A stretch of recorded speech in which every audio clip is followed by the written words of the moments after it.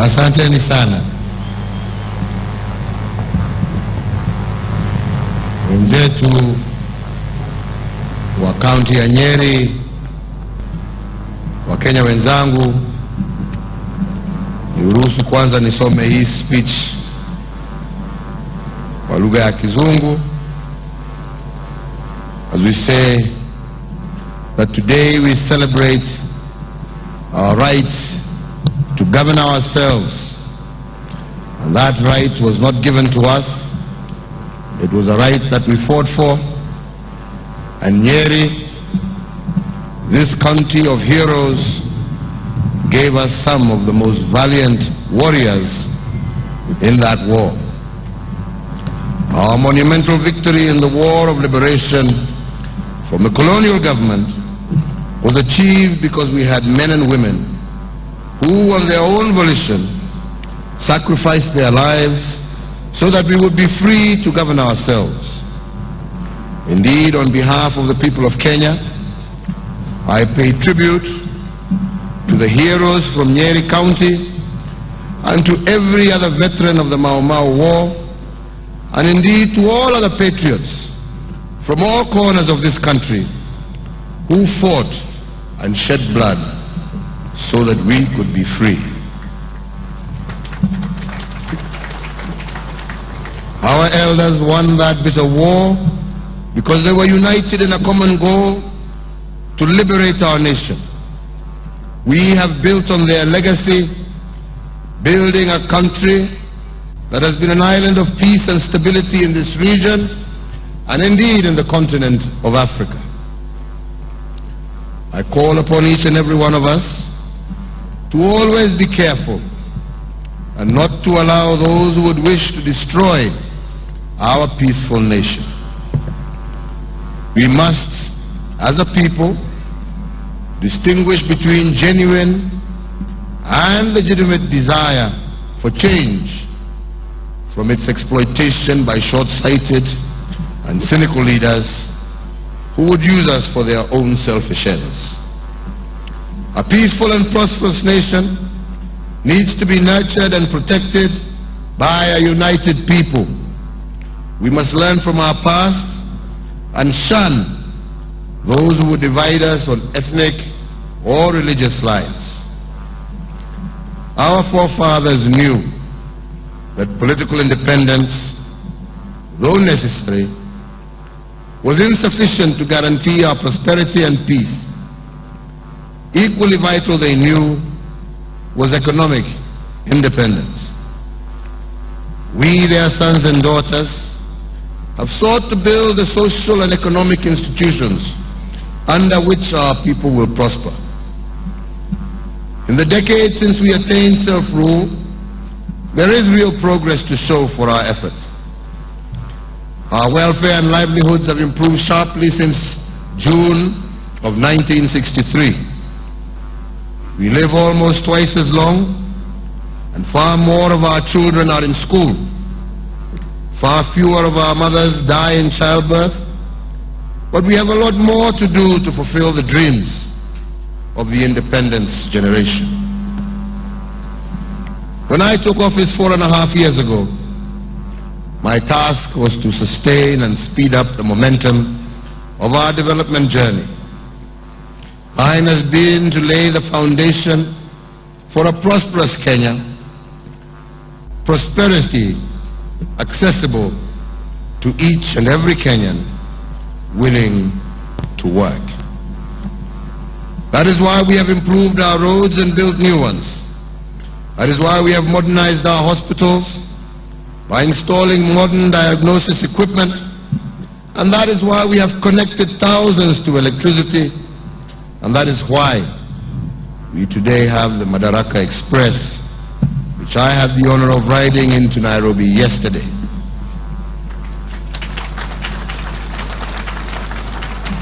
The Madaraka Express, ladies and gentlemen, is a true living symbol of the journey we are undertaking together. It is the foundation of better incomes for our farmers, manufacturers, and other businesses. On it rests our dominance as a regional hub, opening up opportunities for new markets for our goods and services, and letting us compete against other ambitious countries for the manufacturing investment that will bring jobs for our sons and daughters.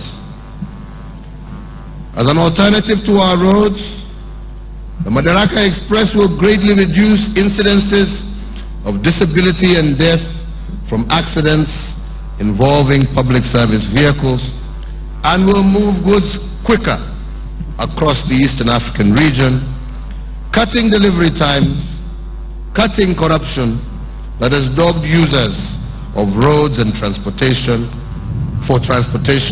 along the Northern Corridor. Our investors will profit from the hotels, lodges, shops, kiosks, and smallholder farmers, schools and dispensaries targeted at newly migrating workers and settlers. You can now get from Mombasa to Nairobi in 4 hours, half the time it took as recently as Tuesday. That's the work of an administration that has the courage as well as ambition to cut by half the time taken to achieve an industrialized, job-rich and secure Kenya. Our expanded and modernized ports and airports will be the logistic centers for the region, and hundreds of thousands of jobs in logistics and service will arise from them and the companies that they serve. For those who live between Nairobi, Nyeri, Nanyuki and Isiolo, and those traveling north, our plan is to extend the Thika highway so that the dual carriage continues all the way to Nyeri, Nanyuki, and ultimately to Isiolo to link up the Northern Corridor with the Lapsset Corridor. We will also push for the development of agribusiness and value addition along that transport corridor to transform your hard work into higher incomes and jobs. Taken together, these investments mean that 60 major global corporations, which make Kenya their regional and continental headquarters, will be joined by many more of their counterparts. Young Kenyans will move into the professional ranks, effectively competing with the best from around the world. These initiatives are giving birth to a new Kenya. That Kenya which our founding fathers yearned for. A Kenya in which the basics of a decent life are securely within the reach of our people.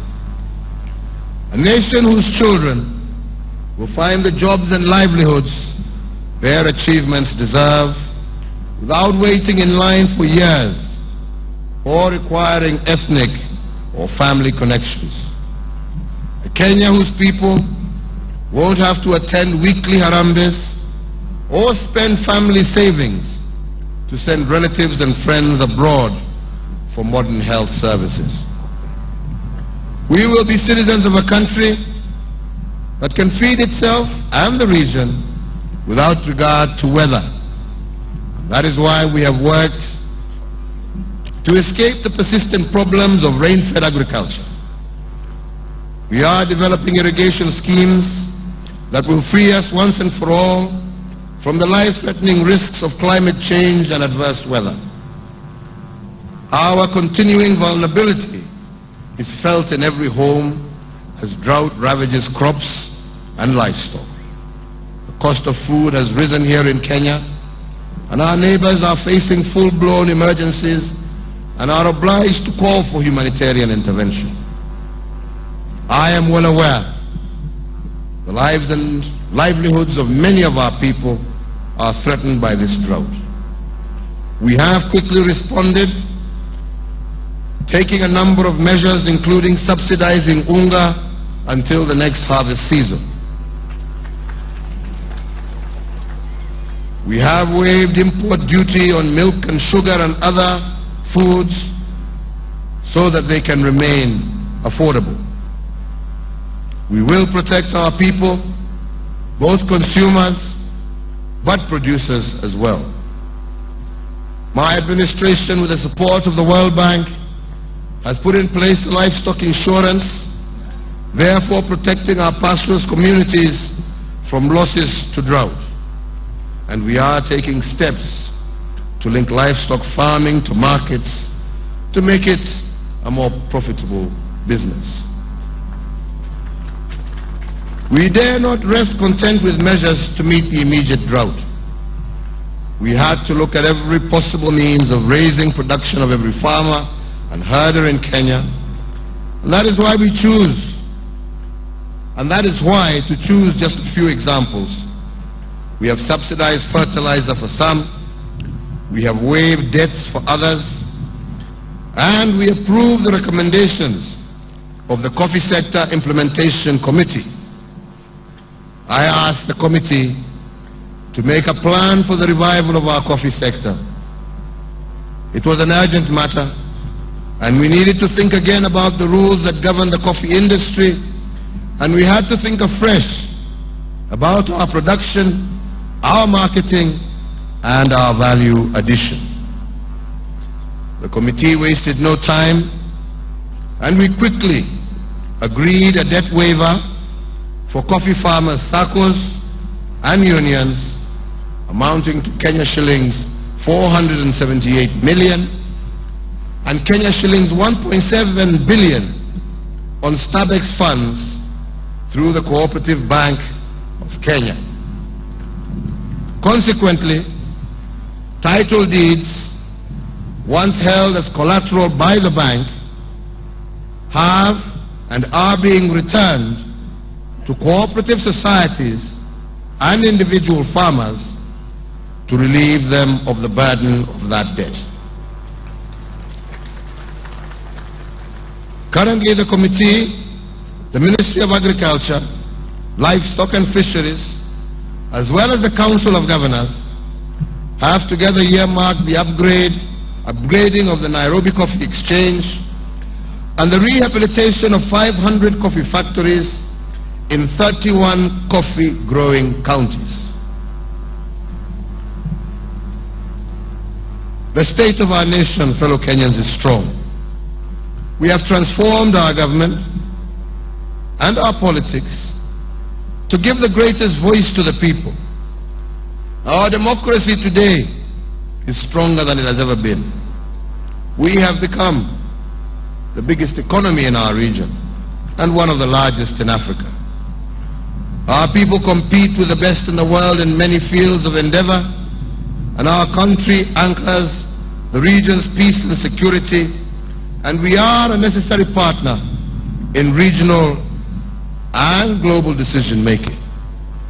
Our achievements have raised our appetite for greater success in the war against poverty, ignorance and disease, and our desire has been sharpened, aiming for the day when every Kenyan has a decent job, a full education, and security for his person and property. Our economy is growing. Services are being delivered to Kenyans better than ever before. But there is still more to do if we are to lift every Kenyan out of poverty and into prosperity. We must find jobs for all our sons and daughters who have met their part of the bargain by diligently going to school. For over 50 years after independence, a majority of us lived in darkness because of lack of planning and the arrogant perception that stima sio ya watu ambao wanaishi kwa nyumba za nyasi. My government understands that every corner of Kenya matters. Every Kenyan deserves basic services. And I am proud today to report that in the last 4 years, we have added more than 2 million homes to the electricity grid. Our streets have been made safer by the street lighting program, and traders, including here in Nyeri town, now sell their wares far into the night without fear, benefiting from extended business hours. Connection by connection, we are slowly developing our economy into a 24-hour economy. Yes, we have worked to connect every home to electricity so that our children learn better and more equally, no matter what part of the country they come from. It is a matter of basic fairness and equity. Our efforts have ensured that 23,000 primary schools across the country have been electrified over the last 4 years. We did it because we strongly believe that our education system should not leave some of our children behind based on incomes of their parents or their being born in distant rural areas as opposed to large cities. And that is why we are also fully committed to free secondary education and a full transition of all our children from primary to secondary school as of January 2018.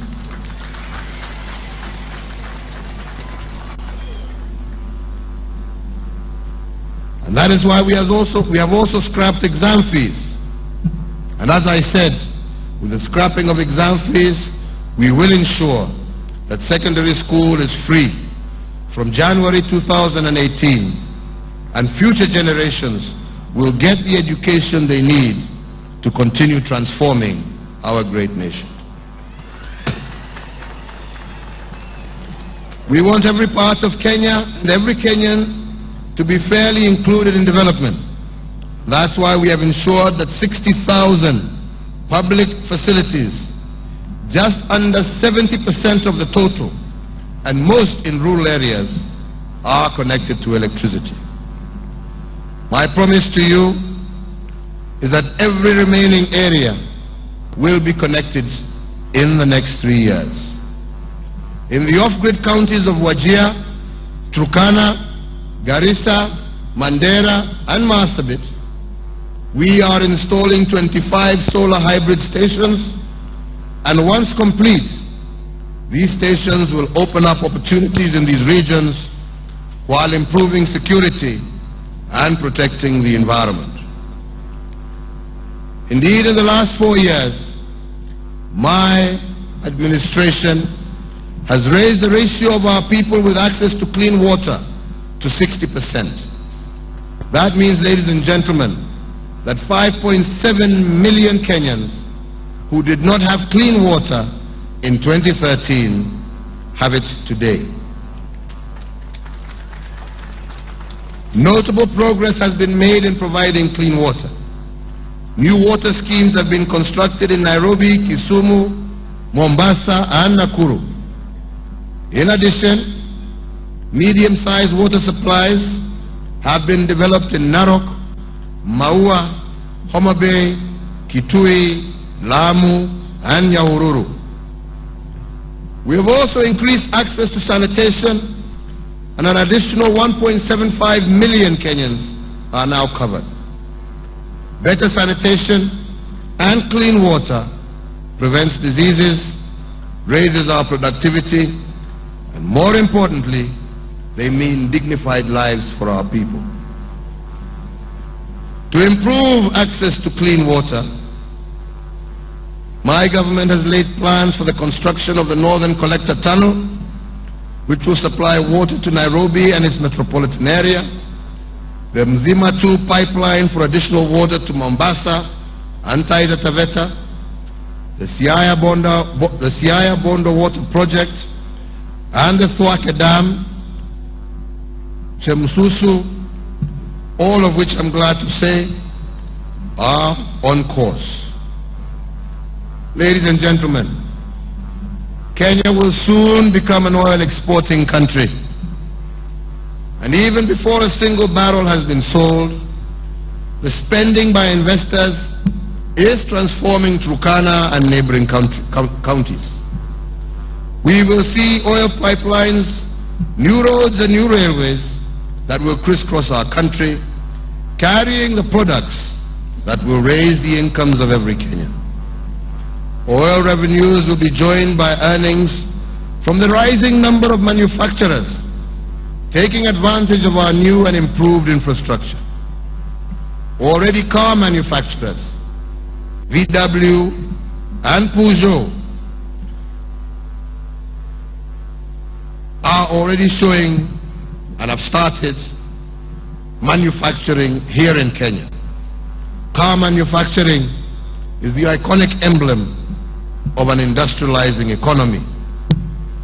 Diverse manufacturing investors are all excited to play a part in a vibrant and developing country. And as we grow the industries of the future, we have not forgotten the old ones. We are reviving sectors that have suffered from neglect. Our measures, for example, have saved jobs in companies like Pan Paper and are creating others as businesses establish themselves in regions that once felt left out of development. We will need healthy workers and families to ensure that these investments find a productive workforce.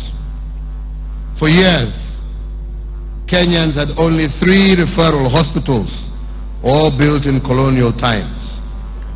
Now, after the efforts of the past 4 years, we have 92 referral hospitals across the country. The welfare of the people should be the first priority of every president. And I am proud that under my administration, my government has unveiled programs such as Linda Mama, saving thousands of young lives every year and protecting women in childbirth. Just as we have brought modern medical equipment to hospitals nationwide, we have also expanded NHIF to cover catastrophic illnesses so that those already facing tough personal battles can focus on recovery, free from financial fear. We have expanded access to hundreds of thousands of vulnerable Kenyans, the orphaned, the elderly, the disabled, so that we can lighten burdens none of us would ever wish upon another. If a grandmother in Busia lacks care in her final years, the nation has abandoned its parents. I say that we will not abandon our parents. We will honor our mothers and fathers by making sure that they live in dignity in their old age. And that is why, from January of 2018, my administration will expand the monthly stipend program to cover all mothers and fathers of Kenya of 70 years and above.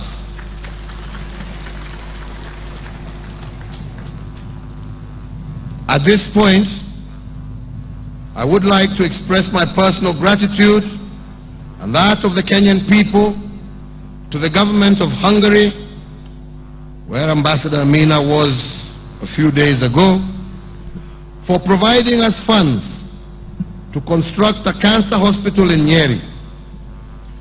This hospital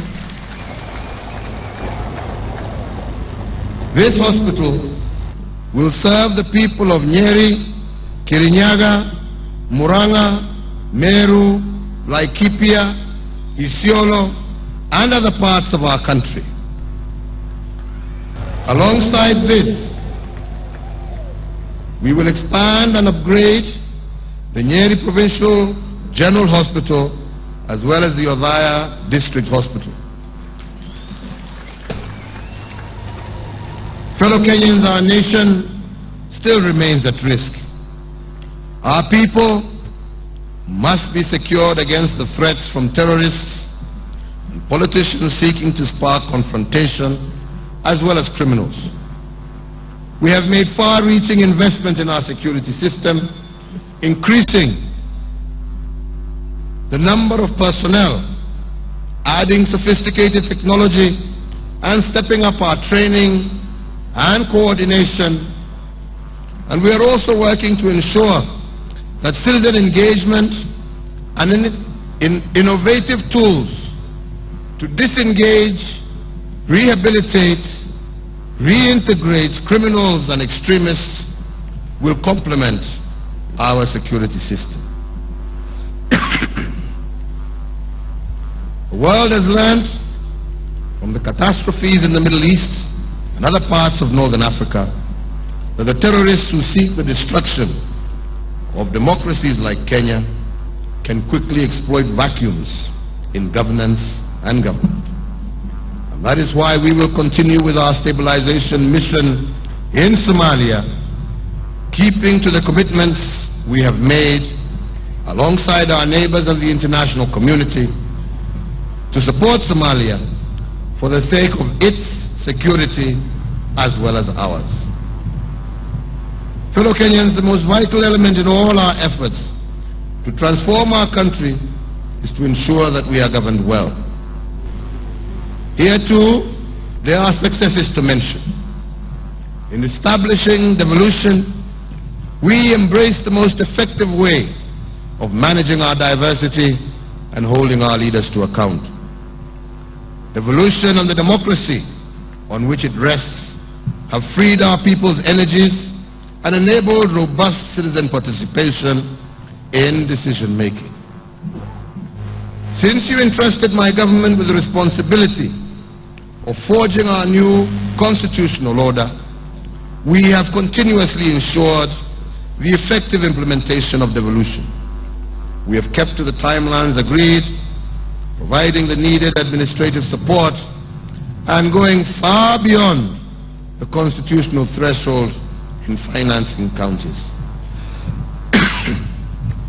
This is a historic achievement that all Kenyans should be very proud of. My brothers and sisters, a new Kenya is here. We must continue to dream big and boldly implement our vision so that every Kenyan can share in this country's bounty. The work my administration has taken is a foundation for that transformative change which will benefit Kenyans for generations to come. A transformed Kenya calls for new politics. We need politics that look forward, not back. We need to leave behind leaders obsessed with using the conflicts of the past to divide us rather than leading us forward in unity. Let every Kenyan remember the history. Let every Kenyan remember the history of our country and what it has taught us of the dangers of a divided society, of breaking people apart, all for the gain of a few. We should commit to redouble our efforts to instill in our youth a deep sense of patriotism and an appreciation of the gift to be a Kenyan. We must use every tool at our disposal to banish ethnicity and discrimination in any form. I know that there is still far more to be done, but I have immense faith in the greatness of our people. After all, we have already overcome challenges far greater than any that lie before us. I am proud to be a Kenyan in 2017 and how privileged I feel to be your president in this period of promise, and how blessed to be a Kenyan as our nation rises to the heights our forefathers foretold. Remember that Kenya is still a young nation, a nation with great potential and opportunity for all of us. This is a moment for boldness, and henceforth our politics must be shaped by the desire to take Kenya forward to prosperity for all. As a government, we will protect your rights to exercise the choice that you shall make in August 8th. I assure all Kenyans that our security apparatus will remain vigilant and ready to deal with acts of lawlessness and disorder. All I ask of you, as Kenyans, is to reject the politics of division and conflict, that you vote in peace. That way, no matter the outcome, we will all win. We are 45 million strong, united as one Kenyan family. Elections will come and go, but Kenya shall remain, and we must remain as one. We all have a duty and obligation to protect the house that we have built and are still building.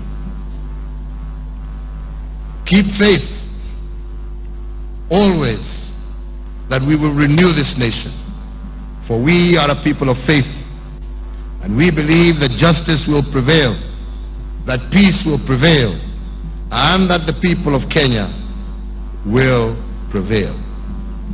Kwa hayo machache na mengi, mimi nataka kushukuru sana wananchi wa kaunti hii ya Nyeri ambao wametuandalia sherehe za madaraka za mwaka huu. Niseme asante kwa wote ambao wamehusika kwa mipango. Niseme asante kwa wananchi wa Nyeri kwa vile mmetukaribisha hapa kwenu, kulingana na vile tuliamua mwaka uliopita ya kwamba ndio tuweze kuunganisha Wakenya. Sherehe za kitaifa tutakuwa tunazizungusha county kwa county, na ndio tuweze kuleta Wakenya wetu pamoja, na isiwe ya kwamba sherehe zitakuwa pekee Nairobi. Nyeri County ni muhimu kwa Kenya, na lazima tuwe hapa, na Wakenya wengine kutoka sehemu zingine waweze kuja Nyeri na waone wenzao wa hapa Nyeri. Sherehe ingine tutaipeleka pahali pengine. Mimi nataka niseme ya kwamba hapa Nyeri najua bado kuna shida, na hii ni kitu ambaye nimeongea sana na sitaki niongee tena. Hii issue ya colonial villages karibu 150, najua kazi imeendelea lakini haijakwisha, lakini mimi nataka na nimeamurisha waziri wa ardhi, mimi nimekupatia wiki 3 umalize kazi hiyo na uhakikishe ya kwamba hizo titles wananchi wamepewa, na mimi nitakuwa hapa after those 3 weeks waniambie kama wamepata titles zao au hawajapata. Tuweze kila saa kuwa tunaahidi kitu alafu hatutimizi. Tunataka tutimize haya. Vile nimesema pia, nashukuru serikali ya Hungary kwa sababu juzi tuliweka mkataba pamoja na hawa, na wamekubali kutusaidia kujenga hospitali ya kansa katika kaunti hii ya Nyeri, na mimi najua ya kwamba hiyo hospitali itasaidia sana wananchi wa kaunti hii na pia kaunti ambazo ziko karibu na nyinyi, kwa sababu lazima tutie mkazo kusaidia wananchi ambao wanatumia pesa nyingi sana kutibu watu ambao wako na huo ugonjwa wa kansa. Na mimi najua ya kwamba hiyo hospitali ikiisha itasaidia sana kupunguza gharama na kusaidia pia kukinga huo ugonjwa wa kansa katika sehemu hii. Vile nimesema pia, kutoka mwaka ujao Januari tuwataka watoto wetu wote wasome. Rais Kibaki alituanzishia mfumo wa elimu ya bure katika shule zetu za primary, kitu ambacho kimesaidia wananchi wa jamhuri hii yetu sana na kupunguza gharama ambayo wazazi walikuwa wanalipa ndio waweze kusomesha watoto wao.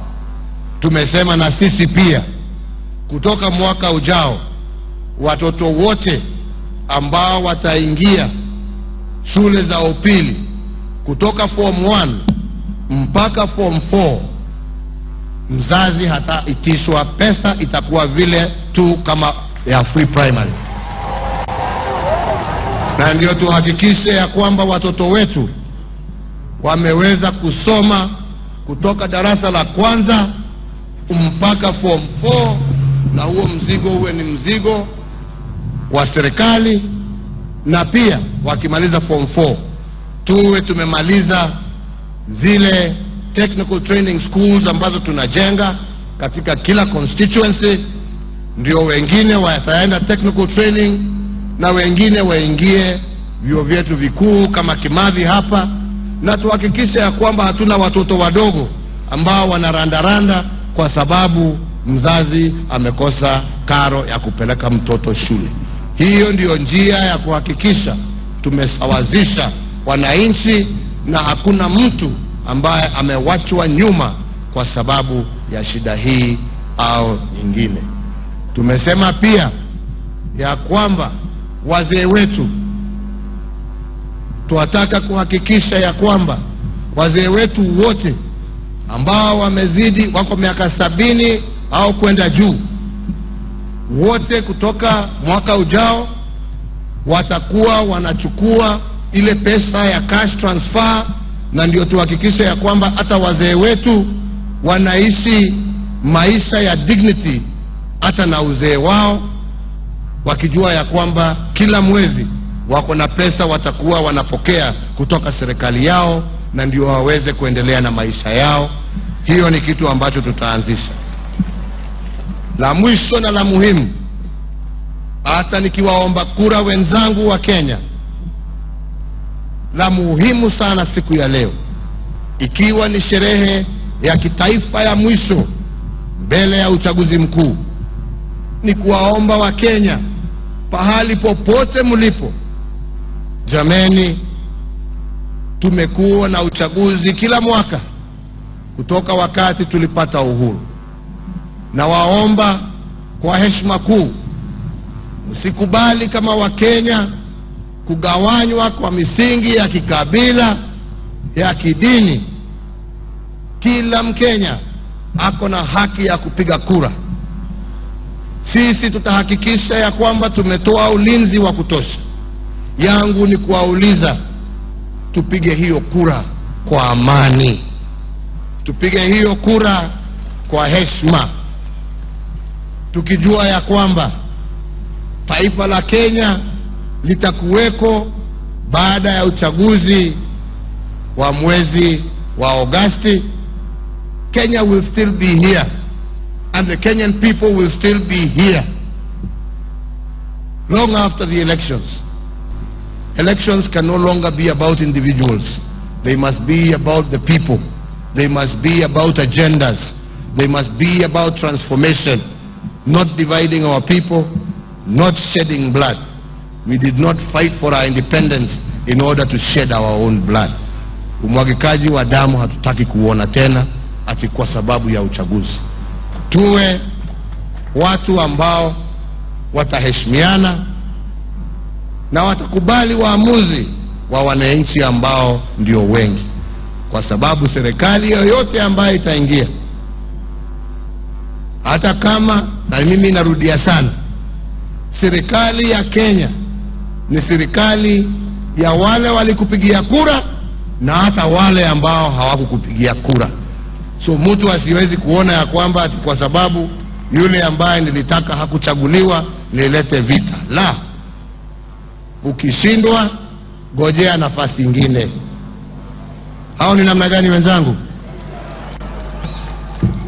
Na mimi nikimalizia lazima nichukue nafasi hii kuwauliza wa Kenya, miaka hiyo chache minne tumefanya yale ambayo tumeweza. Tumeweka msingi ambao tunataka sasa kujenga juu yake.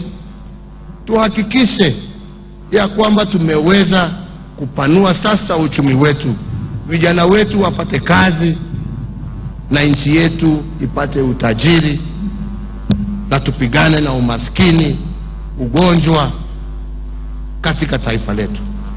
Langu ni kuwaomba mtupe nafasi tuweze tumalize ile kazi ambayo tumeanza. Kwa hayo machache na mengi, mimi nasema Mungu awabariki nyote.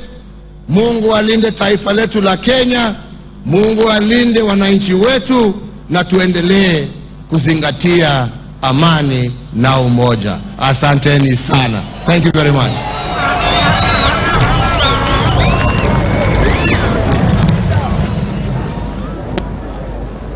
Naomba tusimame sote tafadhali mahali tulipo kwa wimbo wa taifa.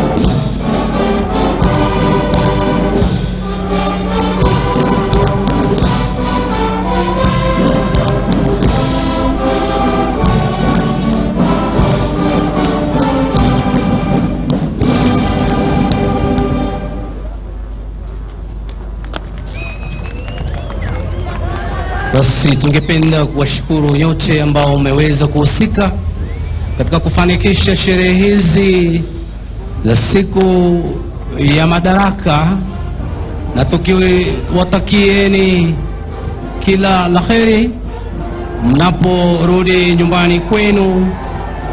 Mwenyezi Mungu apate kubariki sana. Kwa niaba ya mafundi wa mitambo kutoka Presidential Press Services, Bwana Simon Ndungu, Bwana Joel Mutua, Bwana Peter Ngula, Bwana Danson Mwangi, Bwana Atanga na Bwana Bakari, kutoka kwangu na kwa niaba ya watangazaji wenzangu, waelekezi, Bwana Peter Wanjohi na hali kadhalika mwenzangu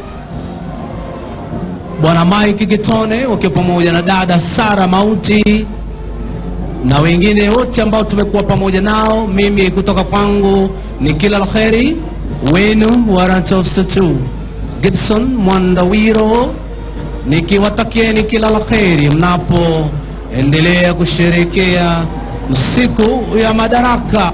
Happy Madaraka Day.